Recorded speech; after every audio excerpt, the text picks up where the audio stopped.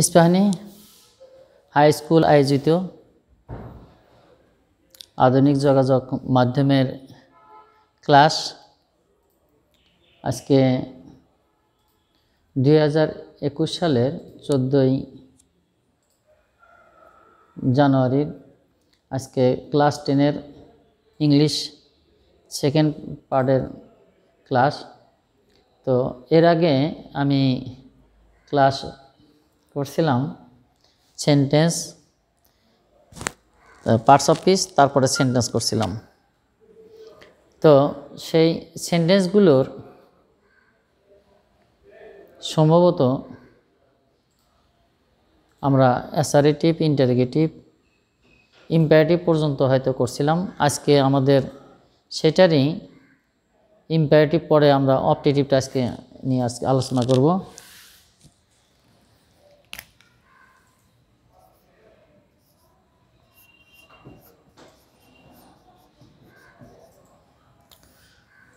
Optative sentence থেকে আমরা জানতে পারি শুধু যে সেন্টেন্সের মিনিং থেকে আমরা পাব ইচ্ছামূলক কথাটা, সেই ইচ্ছার ইংলিশটা হচ্ছে উইশ, আর এটার এগুলো দেওয়া থাকে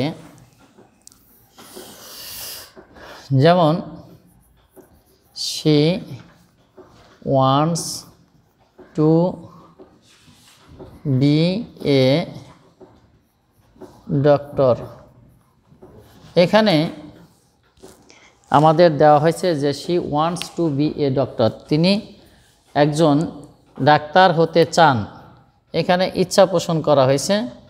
তো দেখা যায় যে আমাদের মেইন ভার্ব ওয়ান্ট সর্বক্ষণই থাকার কথা, তার আগে থাকবে হলো সাবজেক্টটা, আর সাবজেক্টের ঠিক মেইন ভার্বের ঠিক পরে একটা প্রিপোজিশন টু থাকবে, তার টু এর পরে আর একটা ভার্ব দেওয়া থাকবে। তো এই ধরনের সেন্টেন্স হলেই, অর্থাৎ সাবজেক্টের পরেই ওয়ান, তারপরে যদি টু, সাবজেক্টের পরেই ভার্ব ওয়ান, তারপরে টু, টু এর পরে যদি আর একটা ভার্ব দেওয়া থাকে, তাহলে বুঝতে পারা যায় সেই সেন্টেন্সগুলো ইচ্ছাই পোষণ করছে। তো ইচ্ছামূলক যে কথাটা বলা হয়েছে, যে সেন্টেন্স দ্বারা যদি কোনো ব্যক্তির ইচ্ছা পোষণ করা হয় তাহলে সেই সেন্টেন্সটাই হবে অপটেটিভ। আর এটার গঠনটাও আমি বলছিলাম যে সাবজেক্টের ঠিক পরেই লেখা হবে হচ্ছে ওয়ান্ট, আর ওয়ান্টের ঠিক পরে আসবে একটা প্রিপোজিশন টু থাকবে, আর তার ঠিক পরে আসবে একটা ভার্ব যেটা হবে প্রেজেন্ট ফর্ম।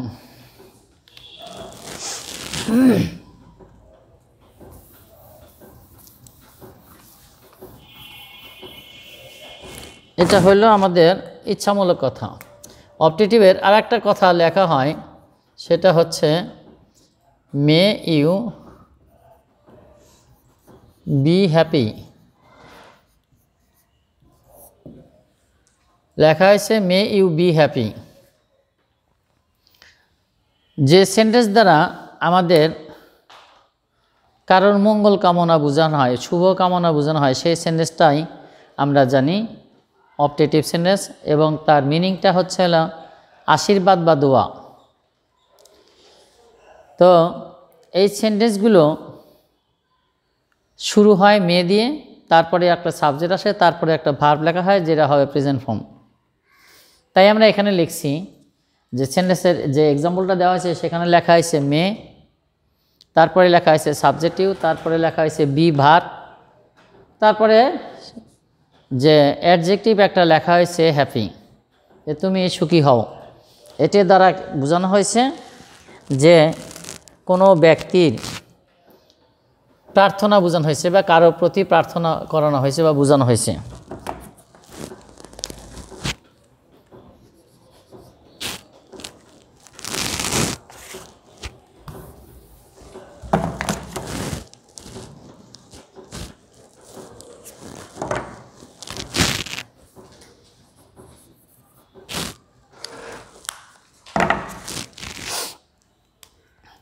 আর একটা সেন্টেন্সে আমরা যাই, অপটেটিভ, তারপরে হচ্ছে এক্সক্লেমেটরি।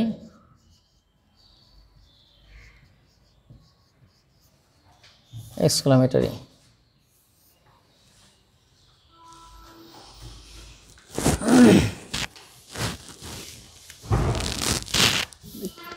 সাইবুল ভাইকে ডাক দিতে কালি দিওর ওইটাতে আসে না। তো আমরা এখন আর একটা দেখাচ্ছি, সেটা হলো এক্সক্লেমেটরি সেন্টেন্স। তো এক্সক্লেমেটরি সেন্টেন্সগুলোতে আমরা জানি যে এলাস,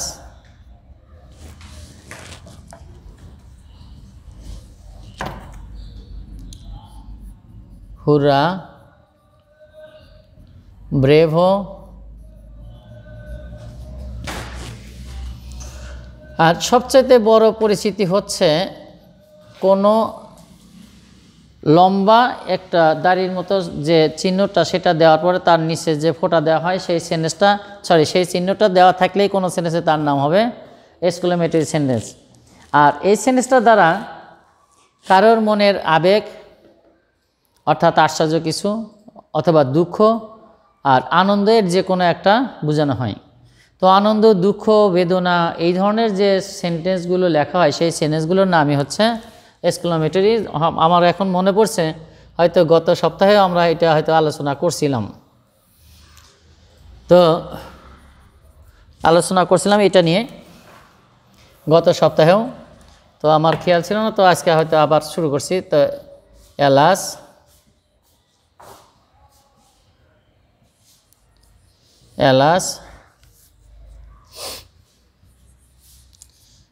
আচ্ছা, she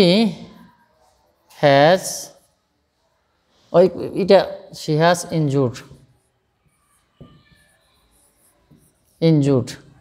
এখানে আমরা দেখলাম যে দুঃখমূলক যে কথাটা বলা হয়েছে, এলাস হাই, she has injured, সে আহত হয়েছে। তো এখানে দুঃখমূলক বা দুঃখজনক যে কথাটা বলা হয়েছে, সেই জন্য এটা হচ্ছে এক্সক্লেমেটরি সেন্টেন্স এবং দুঃখ। আর আরেকটা সেখানে আছে হলো হুরা। তো এই সেন্টেন্স দ্বারা আনন্দ বোঝানো হয়, যে they have won the match. তো এখানে দেখলাম যে লেখা হয়েছে they have won the match, hurrah লেখা হয়েছে, এখানে বাহুবা বা সাব্বাস বোঝানো হয়েছে, বাহুরে বোঝানো হয়, অনেকেই বলে, এক একটা উচ্চারণে এক একজন এক এক রকম করে থাকে। হুরে বলা হয়েছে they have won the match, তারা খেলায় জিতেছে, এটা দ্বারা আনন্দ বোঝানো হয়েছে। তো আমরা গত সপ্তাহ থেকে শুরু করে এই সপ্তাহ পর্যন্ত আমরা 5টা সেন্টেন্স সম্পর্কেও আলোচনা শেষ করছি। হয়তো যদিও আমার খেয়াল নাই, গত সপ্তাহে হয়তো এটা শেষ হয়ে যেতে পারে, তবু আজকে আমি আবার করে করছি যে সেন্টেন্সকে 5টা অংশে ভাগ করা হয়েছে। তো সেই 5টার ভিতরে আমরা দেখাইছি প্রথমত যে অ্যাসারেটিভ সেন্টেন্স, আর এই অ্যাসারেটিভ সেন্টেন্সটা বর্ণনামূলক, মানে সাধারণভাবে কিছু বলা হয়। তো সেই সেন্টেন্সটাকে আবার 2টা অংশে ভাগ করা হয়, সেই দুইটার কালি ভর্তি দেওয়া হয়েছে, নিয়ে আসেন তাড়াতাড়ি। তো সেই 2টার ভাগ হচ্ছে অ্যাসারেটিভ সেন্টেন্সকে 2টা ভাগ করে, সেটা হলে একটা ছিল অ্যাফার্মেটিভ আর একটা হচ্ছে নেগেটিভ। তো যে অ্যাফার্মেটিভ যে সেন্টেন্সটা, সেই সেন্টেন্সটায় দেখা যায় কি সাবজেক্টের পরেই ভার্ব থাকে, তারপরে অবজেক্ট এক্সটেনশন যাই হোক সেগুলো থাকে। আর এটারই যে অ্যাসারেটিভে যার একটা পার্ট আমরা নেগেটিভ বুঝেছিলাম, সেটা স্ট্রাকচারটা হচ্ছে, গঠনটা হচ্ছে সাবজেক্টের পরে হেল্পিং ভার্ব বসানো হবে, তারপরে নট, তারপরে মেইন ভার্বের যে কথাটা সেটা আসবে, তারপরে অবজেক্ট এক্সটেনশন যা আসার কথা তা আসবে। তো ধন্যবাদ।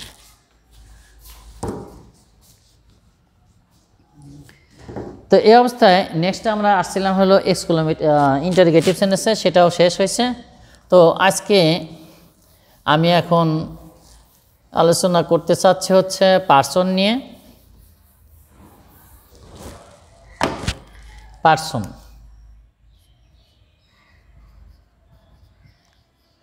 পার্সন শব্দের অর্থ হচ্ছে ব্যক্তি।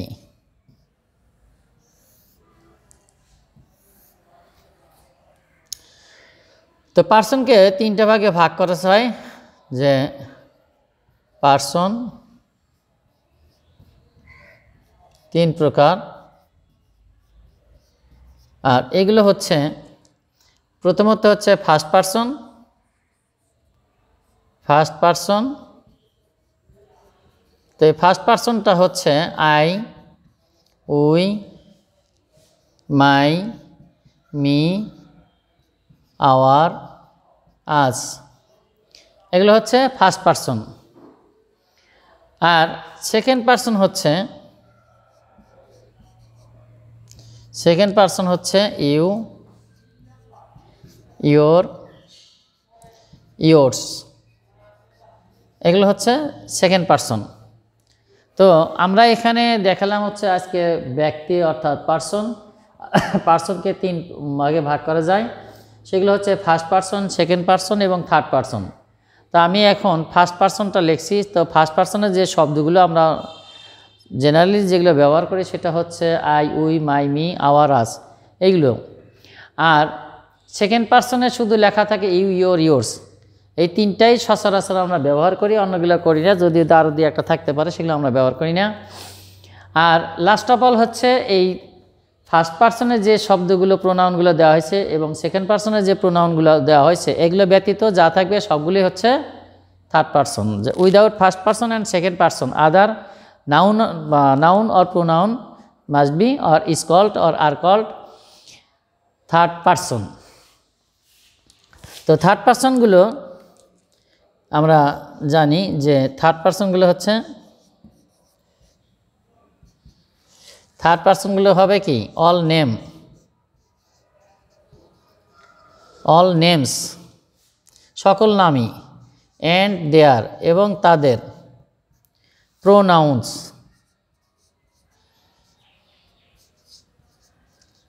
প্রোনাউন্স, তাহলে আমি এখানে দেখলাম যে পারসন হচ্ছে তিন প্রকার। এই তিন প্রকার পারসনের আমি প্রথমে লিখলাম হচ্ছে ফার্স্ট পারসন। তো ফার্স্ট পারসনগুলো হচ্ছে I, we, my, me, our, us, mine আছে, এগুলো। আর সেকেন্ড পারসন আমি দেখাইলাম, এখানে তিনটা শব্দ লেখা হয়েছে শুধু ইউ, ইয়োর, ইয়োর্স। আর এই ফার্স্ট পারসন সেকেন্ড পারসন ব্যতীত যতগুলো আছে সবগুলো হচ্ছে থার্ড পারসন। আর থার্ড পারসনের কথাগুলো আমি লিখছি অল নেমস, সকল নাম, অ্যান্ড দেয়ার প্রোনাউন, সব নাম এবং তাদের প্রোনাউনগুলো হচ্ছে থার্ড পারসন।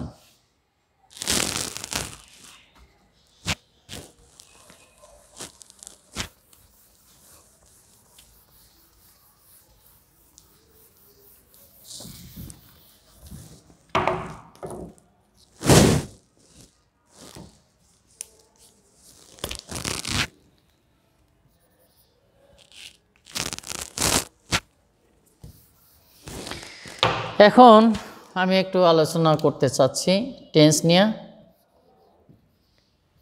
টেন্স শব্দের অর্থ হচ্ছে কাল বা সময়।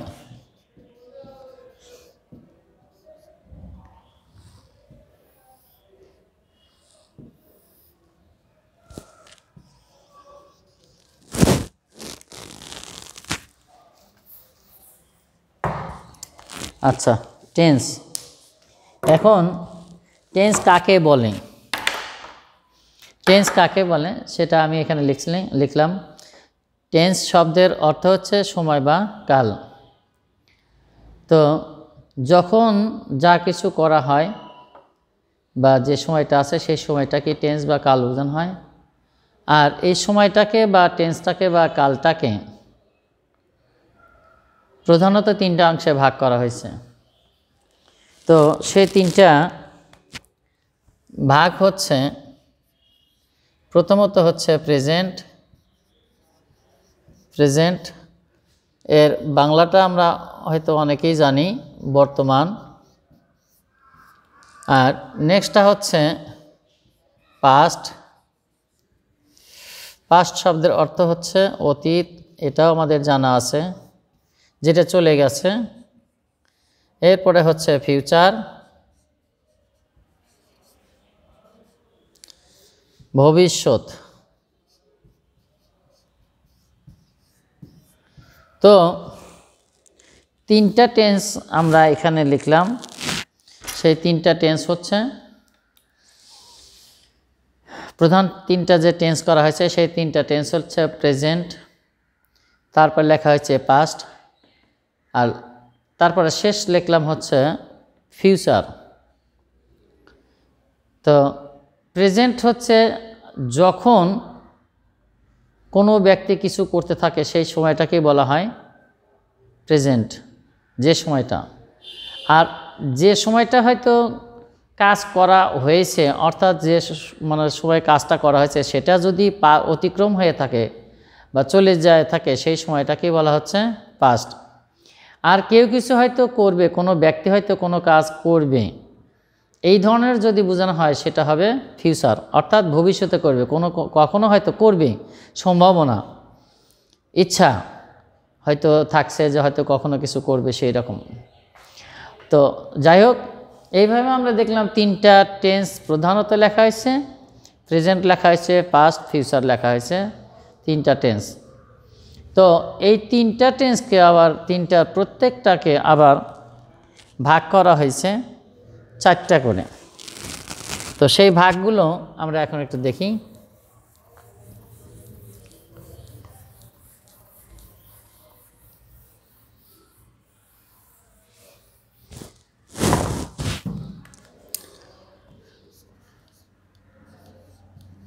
indefinite,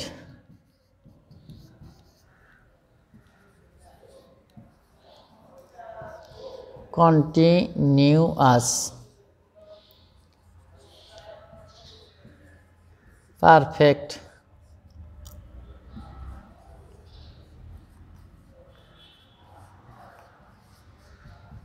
continuous,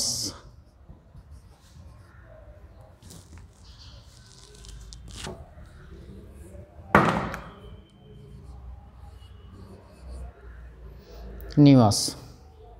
4টা ভাগ আমরা এখানে দেখলাম। তো সেই 4টা ভাগের প্রথমটা দেখছি হচ্ছে ইনডিফিনিট, দ্বিতীয়টা হলো কন্টিনিউয়াস, তৃতীয়টা লিখলাম পারফেক্ট, তারপর লিখছি আমরা হচ্ছে পারফেক্ট কন্টিনিউয়াস। ইন টোটাল আমরা দেখলাম এখানে 4টা ভাগ। এই 4টা ভাগই প্রত্যেকটা টেন্সের ভিতরে রয়েছে, যেমন প্রেজেন্ট ইনডিফিনিট, তারপরে present continuous, present perfect continuous. অনুরূপভাবে পাস্টের ক্ষেত্রেও তাই আছে, past indefinite, past continuous, past perfect continuous. আর লাস্টের যেটা আছে ফিউচারেরও তাই, future indefinite, future continuous, future perfect এবং future perfect continuous. In total এই 12টা, অর্থাৎ 3টা টেন্সকে ভাঙ্গা হয়েছে, প্রত্যেকটারে 4টা করে, অর্থাৎ সবগুলো মিলে হচ্ছে 12টা, 3 4 12টা হয়। তো এই ভাগগুলো আমাদের বিশেষ করে জানা খুবই দরকার। ভাগগুলো যদি আমরা না জানি তাহলে কিছু হয়তো সহজে করা সম্ভব না।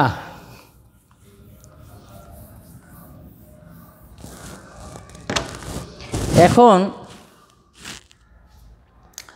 আমরা করব হচ্ছে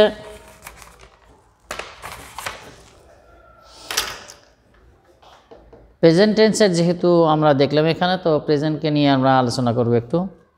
তো প্রেজেন্ট ইনডিফিনিট, তো প্রেজেন্ট ইনডিফিনিট নিয়ে আলোচনা করব। তো প্রেজেন্ট টেন্স হচ্ছে বর্তমান কাল বা বর্তমান সময়। তো এই বর্তমান সময়ের যে ইনডিফিনিট, সাধারণ বর্তমান যেটা বোঝানো হয়েছে বাংলাতে, তো সেটা নিয়ে আমরা আলোচনা করব। যখন আমরা দেখব যে বর্তমানে সাধারণভাবে কোনো কাজ করা হচ্ছে বা চলছে, সেটার নামই হচ্ছে প্রেজেন্ট ইনডিফিনিট টেন্স। আর এই প্রেজেন্ট ইনডিফিনিট টেন্সটার বাংলা সেন্টেন্সটাকে আমরা পরিচিতি পাবো হচ্ছে 5টা, বিশেষ করে 5টা চিহ্নের মাধ্যমে। সেই চিহ্নগুলো হচ্ছে, যেমন থাকে স্বর, তারপরে থাকে এ, ও, রস্বই, অন্ত্যেষ্টিয়, এইগুলো পরিচিতি দেওয়া থাকে। যখনই দেখব এই পরিচিতিগুলো দেওয়া আছে বাংলা ভার্বের শেষে বা ক্রিয়ার শেষে, তখনই আমরা বুঝতে পারবো সেই সেন্টেন্সটা হচ্ছে প্রেজেন্ট ইনডিফিনিট টেন্স। আমি আবারও বলছি, যখনই বাংলা ভার্বের শেষে এই পাঁচটা চিহ্নের যে কোনো একটা আমরা পাবো, তখনই বুঝতে পারো সেটা হচ্ছে প্রেজেন্ট ইনডিফিনিট টেন্স। তো যখন আমরা সেন্টেন্সটাকে আইডেন্টিফাই করতে পারবো, তখনই আমরা বুঝতে পারবো যে প্রেজেন্ট ইনডিফিনিট। এখন তাকে কিভাবে আমরা গঠন করব সেটা তো আমাদের বিষয়, যে যখনই আমরা এটা বুঝতে পারবো যে এটা প্রেজেন্ট ইনডিফিনিট টেন্স লেখা হয়েছে। আমি এখন একটু দেখাইতেছি।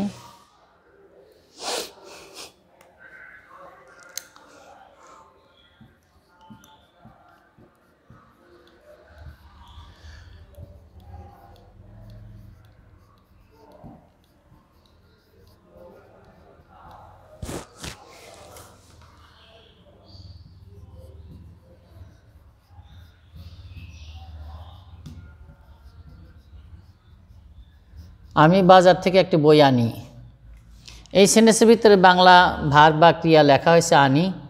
তো এই সেন্টেন্সটাকে আমরা যখনই ভাগ করব, অর্থাৎ কি সন্ধি বিচ্ছেদ করব, তখনই আমরা এখান থেকে এখন কি পাই দেখা যাক।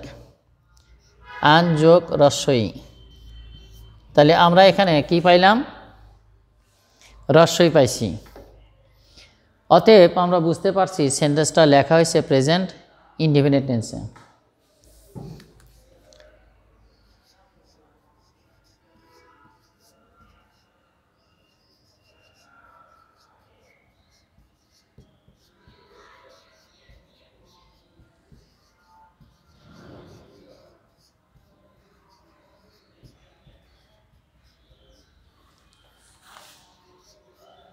এখানে লেখা আছে বই আনো। এই সেন্টেন্সের ভার্ব হচ্ছে আনো, তাহলে এখানে পাওয়া যাবে আন যোগ সরোয়া পাওয়া যাবে।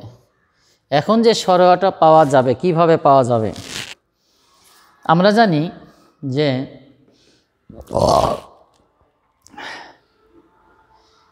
বাংলাতে দুই ধরনের বর্ণ আছে, সেটা হচ্ছে স্বরবর্ণ আর একটা হচ্ছে ব্যঞ্জনবর্ণ। তো স্বরবর্ণের যে সংজ্ঞাটা সেটা হচ্ছে যে বর্ণগুলো অন্য বর্ণের সহযোগিতা ছাড়াই উচ্চারিত হতে পারে তাদেরকে বলা হয় স্বরবর্ণ। সেগুলো যেমন হচ্ছে সরাসরা, আমাদের জানা আছে সবারই। আর আরেকটা হচ্ছে ব্যঞ্জনবর্ণ, যে বর্ণটা অন্য বর্ণের সাহায্য ছাড়া উচ্চারিত হতে পারে না, তাদেরকে বলা হয় ব্যঞ্জনবর্ণ। তো ব্যঞ্জনবর্ণ কার সহযোগিতায় উচ্চারিত হয় সেটা আমরা জানি হয়তো, তবু আবার বলছি। যেমন ক আছে, আমরা জানি ক। তো এই ককে উচ্চারণ করতে আমরা জানি সরোয়াটা আসে, অর্থাৎ স্বরবর্ণের ভিতরে সরোয়াটা দিয়েই ওই ক বর্ণ যতগুলো আছে তার ইয়েতে কয়ের পরে থেকে যতগুলো আছে ব্যঞ্জনবর্ণের সবগুলোর ভিতরেই সরোয়া উচ্চারিত হয়। আর যদি সরোয়া উচ্চারিত না হয় তাহলে বোঝা যাবে সেটা ভুল, উচ্চারণটাই ভুল। তো এখানে উচ্চারণে আমরা দেখলাম যে লেখা হয়েছে আমি একটা বই আনি। তো এই ক্ষেত্রে লেখা হয়েছে আনি, আমরা দেখলাম যে কি সরেয়া দন্তা নয় রস্বইকার লেখা হয়েছে। তা আমরা জানতাম যে রস্বই থেকে আমরা রস্বইকার পেয়ে থাকি। রস্বই থেকে আমরা কি পাই? রস্বইকে পাই। তো সেহেতু এখানে এই যে দন্তান্নর সাথে যে রস্বইকার দেওয়া হয়েছে সেই রস্বইকারটা আমরা এখানে পেয়ে গেলাম। তাতে বোঝা যাচ্ছে সেন্টেন্সটা প্রেজেন্ট ইনডিফিনিট টেন্সে লেখা হয়েছে। নেক্সট এক্সাম্পলে আমরা দিলাম হলো যে আনো, সেখানে সরেয়া দন্তন্য লেখা হয়েছে। তো এই যে দন্তন্য শেষের অক্ষরটা, বাংলা ভার্বের শেষের অক্ষরটা যে কনসোনেন্ট লেখা হয়েছে অর্থাৎ ব্যঞ্জনবর্ণ, সেই ব্যঞ্জনবর্ণের সাথে আকার ওকার রস্বইকার দীর্ঘকার কোনোটা না থাকলেই বুঝতে পারবো সেখানে সরোয়া মাস্ট রয়েছে। তো যাই হোক, এখানে এটা বুঝতে পারলাম প্রেজেন্ট ইনডিফিনিট টেন্সের লেখা হয়েছে, আমরা উপরে সেটা দেখাইছি। আর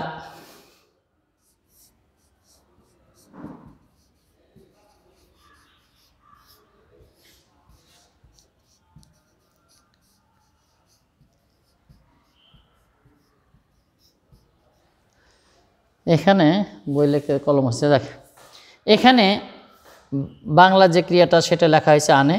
তো এখানে আমরা পাবো আন যোগ এ। তো এখানে বাংলাতে আমরা পাইলাম এখানে আমরা পাইলাম বাংলাতে এটা, অর্থাৎ বাংলাতে যে শেষের যে ভার্বের যে শেষের অক্ষরটা একার রয়েছে সেই একার থেকে আমরা এ পাই। সেহেতু এটা আমরা বুঝতে পারলাম যে প্রেজেন্ট ইনডিফিনিট টেন্সেই লেখা হয়েছে। যাই হোক, আজকে আমাদের বাংলা সেন্টেন্স দিয়ে প্রেজেন্ট ইনডিফিনিট টেন্সের যে পরিচিতিটা চিনব কীভাবে সেটা আমাদের লেখা হয়েছে। আগামী দিন অর্থাৎ আগামী সপ্তাহে যদি সৃষ্টিকর্তা আনে তাহলে হয়তো আমরা আরেকটু আলোচনা করব। তো যাই হোক, আজকের মতো আমি আমার যে অনলাইনের ক্লাসটা এখানেই সমাপ্ত করছি। তো কারোর যদি খুবই একটা ইচ্ছা থাকে যে হ্যাঁ আমাদের একটু শিখতে হবে, জানতে হবে, জানতে চাই, তাহলে হয়তো আমি আবার বোঝানোর জন্য একটু চেষ্টা করব যদি কেউ চায় তাহলে। তো আজকের মতো আমার ক্লাসটা এখানেই শেষ করছি।